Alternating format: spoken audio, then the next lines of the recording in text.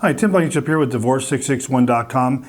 If you've watched our videos, you know that we're always the first to report changes in policy or procedure with the court system in regards to divorce in California. And we just got notified, and usually this is because of trial and error. We submit so many cases to the courts in California that we're usually the first company to be notified of any changes.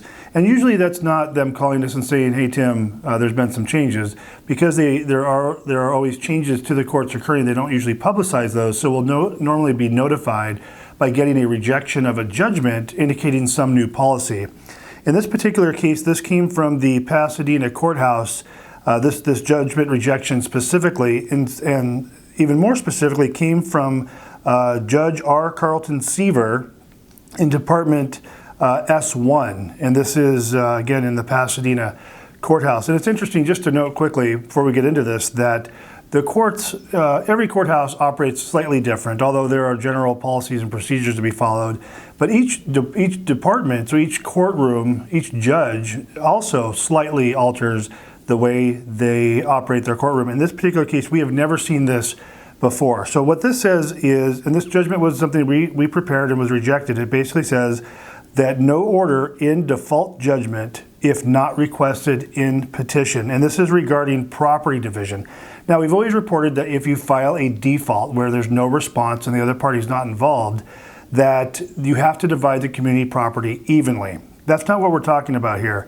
What this is saying is that in the petition, when you file that petition, on the bottom of page 1, it talks about your separate property, and then the top of page 2, it talks about your community property. This is saying that if on the petition you do not indicate community property either on the petition itself or on the FL 160, which is a property declaration, and attach that to the petition and serve that along with the petition at the same time, the judge will not make any property orders. And the reason this is different is because routinely, for years, we have submitted petitions without listing any property, and we simply say to be amended. And that has been satisfactory through all the courts in California for as long as we've been doing this. This particular judge now has decided that he is not going to allow us to amend the petition through filing the default along with the property declarations. So let me back up just so that makes sense.